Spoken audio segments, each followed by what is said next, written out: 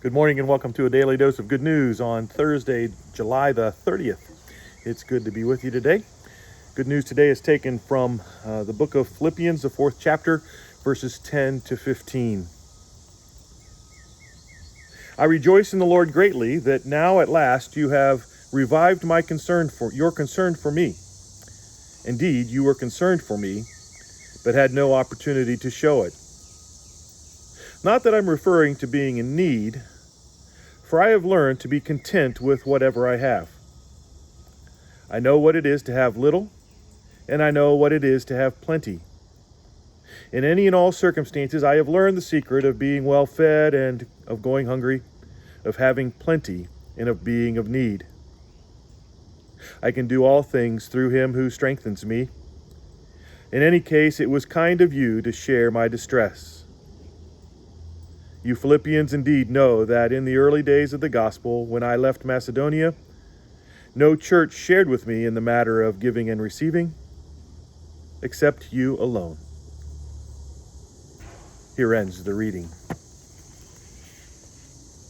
Well, I have to tell you, as one who for pretty much his own life has pretty much understood what it is to have plenty, the last 4 months have been something of an exercise in having less, if not little. Even then, I have to admit that has nothing to do with going hungry over the last 4 months, because I haven't. In fact, perhaps eaten more than I should.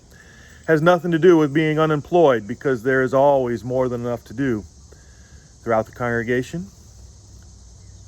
Really actually has nothing to do with lack of opportunity for exercise or entertainment. I'm walking more than ever, and the internet provides countless outlets for entertainment, especially now that professional sports is resumed. And still, I am getting along with less in many ways that are important to me. Social interaction is greatly diminished. Where some 40 youth and adults looked forward to interacting with our German partner congregation last summer and attending the Oberammergau Passion Play, we are now arranging refunds for those experiences that seem like far-fetched possibilities anymore at this point. I'm impoverished by the interruption in our regular personal weekly interactions through the community of faith at Holy Trinity Lutheran Church, these daily doses of good news notwithstanding. I miss us being together. And I'm starving to hear all the voices of young children echoing the halls of our preschool again.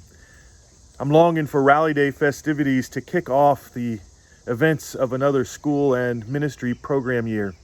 I miss planning 18 months ahead. I miss planning 12 months. I miss planning 1 month ahead. Realizing all the while that the health considerations of this pandemic are changing all of that for at least some period of time.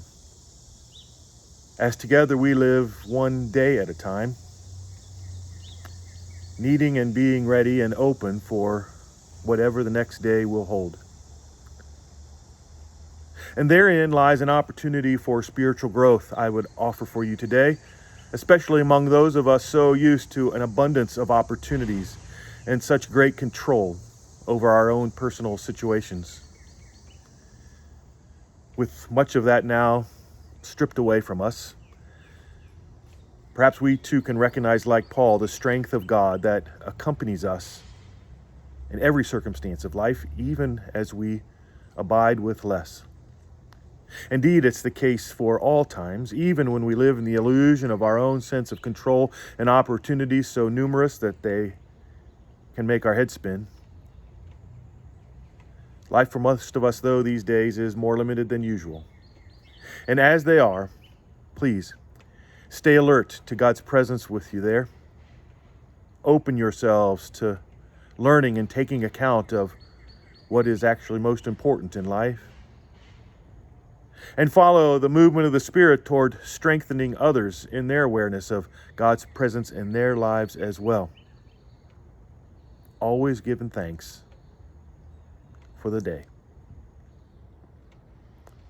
Amen. Quick update in terms of our prayer concerns. Ken Doolittle came through his surgery as well as can be expected, is the way folks are characterizing it.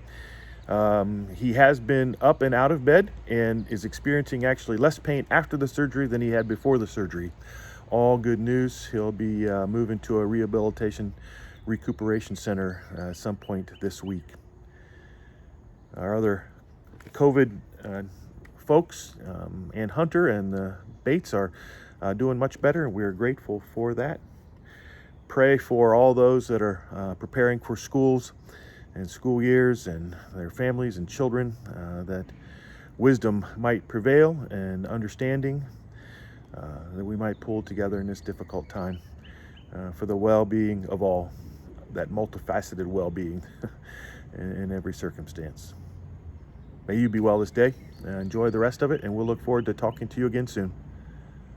Bye-bye.